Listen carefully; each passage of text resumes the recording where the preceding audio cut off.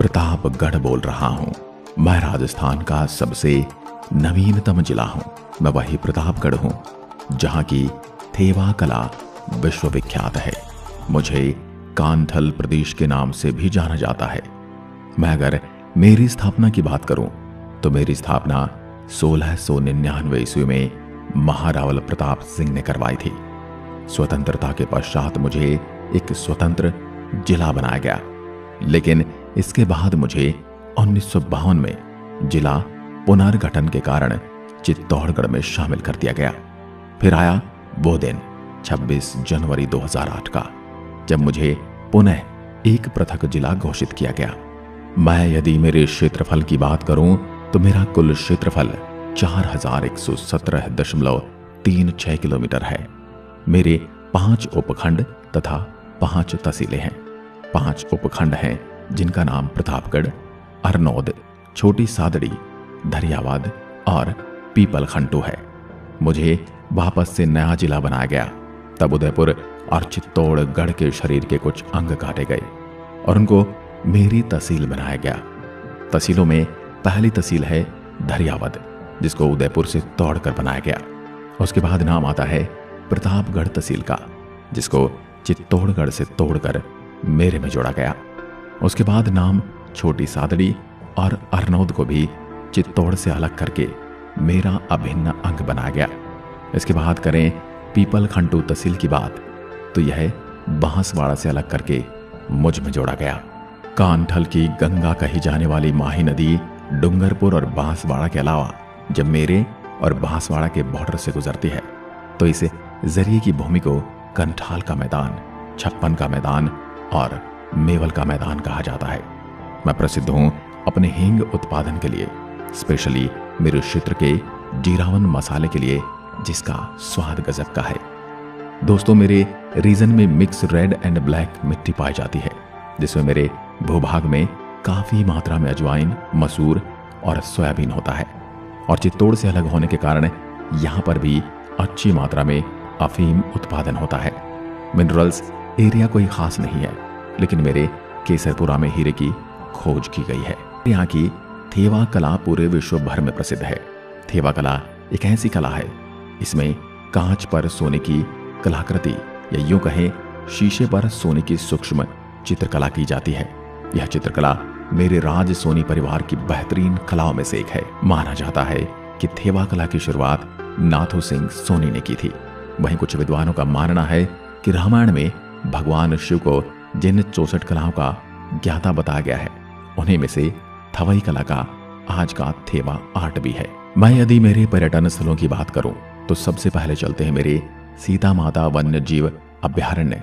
मेरे सीता माता अभ्यारण्य में बहुत सारे जंगली जानवर एवं जंगल का सुंदर परिदृश्य देखने को मिलता है। यहाँ पहाड़ों के बीच एक कुंड के पास सीता माता का एक छोटा सा मंदिर है। वहीं पास में ही गौमुख से निरंतर जलधाराएं बहती रहती हैं। वो पानी पीने में बड़ा ही स्वादयुक्त और शुद्ध होता है और पास में ही नदियां देखने के लिए मिलती हैं। साथ ही साथ कूच जलकुंड में नहाने का आनंद भी लिया जा सकता है। मेरे सीता माता अभ्यारण्य अपने यहाँ की उड़ने वाली गिलहरी के लिए प्रसिद्ध है। साथ ही है अभ्यारण्य में रामायण कालीन स्थान जहाँ लव कुश ने भगवान हनुमान को बंदी बनाया था, आज भी मेरे इस अभ्यारण्य में देखा जा सकता है। मेरे इस अभ्यारण्य को 1989 में अभ्यारण्य घोषित किया गया था। सीता माता अभ्यारण्य 423 वर्ग किलोमीटर क्षेत्र में फैला हुआ है। यह अभ्यारण्य अरावली, विंध्याचल और मालवा के पठार के बीच में स्थित है। सीता माता अभ्यारण्य चित्तौड़ जिले और उदयपुर जिले में फैला हुआ है। अभ्यारण्य में 300 से ज्यादा जड़ी बूटियों वाले पौधे पाए जाते हैं। इस अभ्यारण्य में आप सड़क माध्यम से पहुंच सकते हैं। अभ्यारण्य में आपको घूमने में काफी आनंद आने वाला है। यहाँ पर आपको बहुत सारे पर्यटन स्थल देखने को मिलते हैं। सीता माता अभ्यारण्य में प्रवेश के लिए शुल्क लिया जाता है। यहाँ पर विदेशी पर्यटकों का 300 रुपए एक पर्यटन का लिया जाता है। भारतीय पर्यटकों का 50 रुपए का पर्यटन शुल्क लिया जाता है। विद्यार्थियों का कम चार्ज लिया जाता है। यहाँ पर आपके 2 पहिया और 4 पहिया वाहन का भी चार्ज लिया जाता है। इस अभ्यारण्य में ठहरने के लिए भी सुविधाएं उपलब्ध हैं। मेरे इस अभ्यारण्य में आने का उचित समय सर्दी का है। वैसे आप गर्मी और वर्षा ऋतु में भी आ सकते हैं। लेकिन घने जंगल में उबड़ खाबड़ रास्ता आपके लिए मुसीबत बन सकता है और आपके लिए रोमांचक भी हो सकता है। मेरे अभयारण्य में आपको बाघ, जंगली बिल्ली, लोमड़ी, हायना, लंगूर, जंगली खरगोश, गीदड़, नीलगाय, नेवला, सिविट आदि देखने को मिलते हैं। अगर आप मेरे शहर की सैर करने आते हैं तो मैं आपको सजेस्ट करूंगा कि आप सर्वप्रथम मेरे अभयारण्य में अवश्य हो आए। मैं प्रतापगढ़ अब आपको दिखाने वाला हूँ मेरा धूनी माता मंदिर। यह मंदिर मेरे शहर का मुख्य आकर्षण केंद्र है। यह मंदिर बांसी से धरियावद आने वाली सड़क पर आता है। यहाँ पर आपको प्राकृतिक छटा देखने को मिलती है। यह मंदिर पहाड़ी के ऊपर बना हुआ है। यहाँ पर आपको एक पवित्र धूनी देखने को मिलती है जो साल भर और 24 घंटे जलती रहती है। आप यहाँ पर आकर इसके दर्शन कर सकते हैं। यहाँ पर आपको पहाड़ की चारों तरफ का सुंदर दृश्य देखने को मिलता है। यहाँ पर आप बहुत अच्छा अनुभव करते हैं। आप यहाँ बरसात के समय आएंगे तो आपको ज्यादा आनंद आएगा। यहाँ पर मेला भी लगता है। यहाँ पर आसपास के ग्रामीण लोग अत्यधिक संख्या में घूमने के लिए आते हैं। मैं प्रतापगढ़ अब आपको दर्शन कराने वाला हूँ मेरी भंवर माता मंदिर का। भंवर माता मंदिर मेरे शहर का प्रसिद्ध मंदिर है। भंवर माता मंदिर मेरी छोटी सादड़ी कस्बे से करीब 3 किलोमीटर दूर है। छोटी सादड़ी प्रतापगढ़ निम्बाहेड़ा मार्ग पर स्थित है। यह जगह नीमच रेलवे स्टेशन से बड़ी ही करीब पड़ती है। यहाँ पर लोग दूर दूर से घूमने के लिए आते हैं। ये जगह मध्य प्रदेश और राजस्थान के लिए एक पवित्र स्थल है। यहाँ पर देवी दुर्गा का ही रूप विराजमान है और यहाँ पर नीचे बहते हुए झरने में आप नहाने का आनंद भी ले सकते हैं। यह एक पिकनिक आदि के लिए बड़ा ही उपयुक्त स्थान है। आप अपने मित्रों या परिवार के साथ यहाँ पर आ सकते हैं।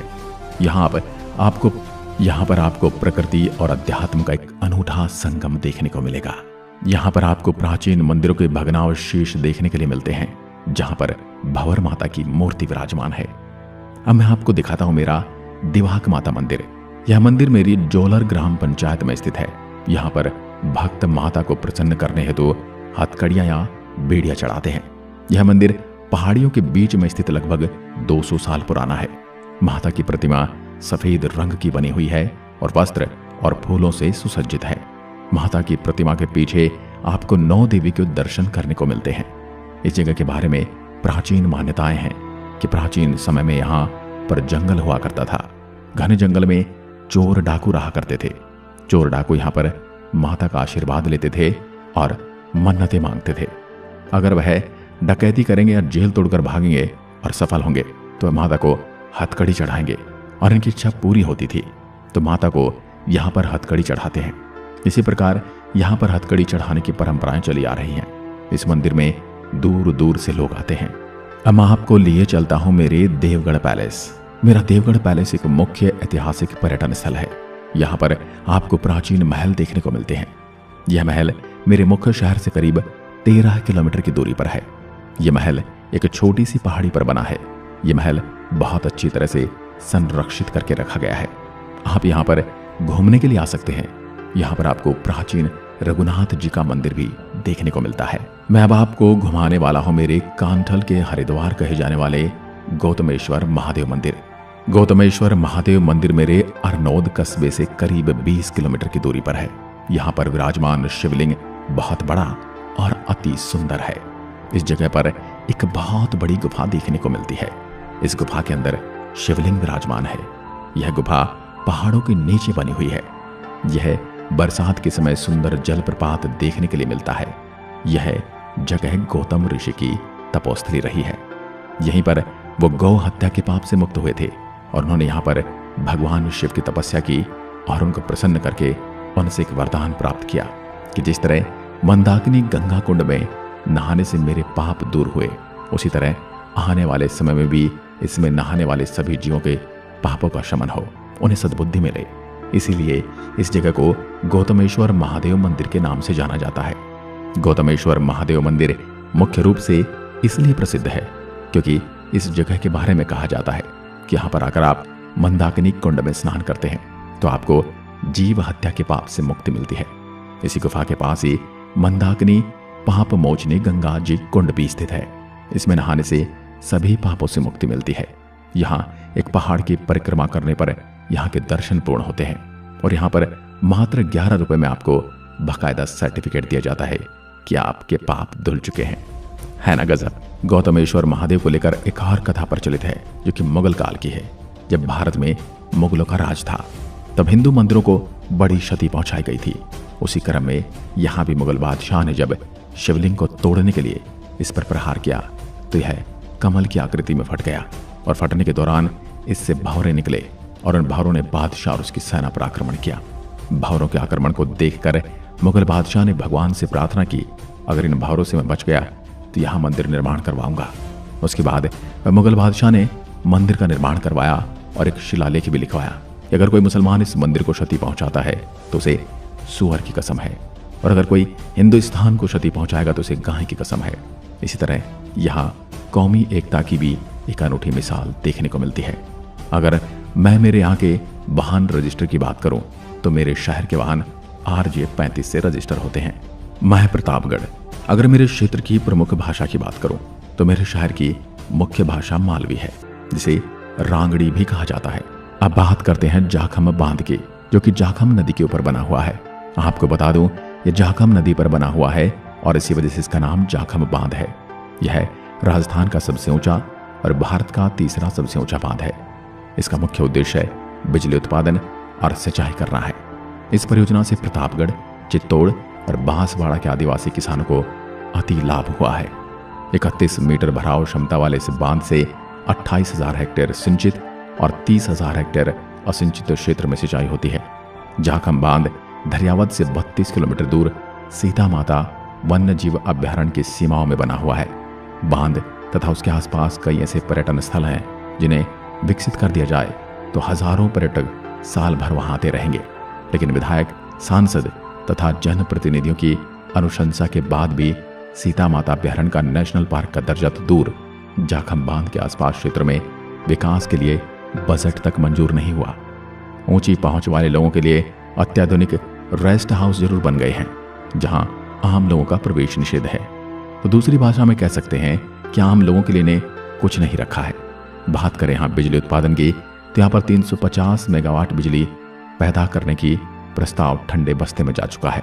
जाखम बांध की 3.25 मीटर ऊंची दीवार है, लेकिन गेट अभी तक नहीं लगा है, वरना 1050 MCFT पानी की बढ़ोतरी होती, जो प्रतापगढ़, चित्तौड़गढ़, उदयपुर के कई छोटे छोटे गांवों में पेयजल आपूर्ति के लिए वरदान सिद्ध होता। मेरे यहाँ पर मुस्लिम समुदाय से जुड़े लोगों के लिए एक दरगाह बनी है जिसे काका साहब की दरगाह भी कहते हैं। इसे कांठल का ताजमहल कहते हैं क्योंकि यह दिखने में ताजमहल के समान ही प्रतीत होता है। इसे छोटा ताजमहल कहा जा सकता है। मैं अगर राज्य के प्रमुख शहरों से अपनी दूरी की बात करूं तो मैं प्रतापगढ़, चित्तौड़गढ़ से 110 किलोमीटर, बांसवाड़ा से 87 किलोमीटर, उदयपुर से 165 किलोमीटर, जोधपुर से 435 किलोमीटर और राजधानी जयपुर से 418 किलोमीटर की दूरी पर बसा हूं। यदि आप मुझसे मिलने आने की योजना बना रहे हैं तो मैं आपको बता दूं कि मुझसे मिलने के लिए आप सड़क और वायु मार्ग से आ सकते हैं। रेल मार्ग मेरे यहाँ उपलब्ध नहीं है। अगर आप मुझसे मिलने के लिए सड़क मार्ग से आ रहे हैं तो आपको बता दूं कि राज्य के हर जिले से मैं अच्छी तरह से जुड़ा हुआ हूं। मेरे तक आने के लिए हर समय बसें तैयार मिलती हैं। अगर आप मुझसे मिलने के लिए वायु मार्ग से आने वाले हैं तो आपको बता दूं मेरा निकटतम हवाई अड्डा डबोक है, जो मुझसे 145 किलोमीटर की दूरी पर है। मैं प्रतापगढ़ आपको मेरे शहर घूमने हेतु आमंत्रित करता हूं। आज की वीडियो में बस इतना ही। धन्यवाद। जय हिंद।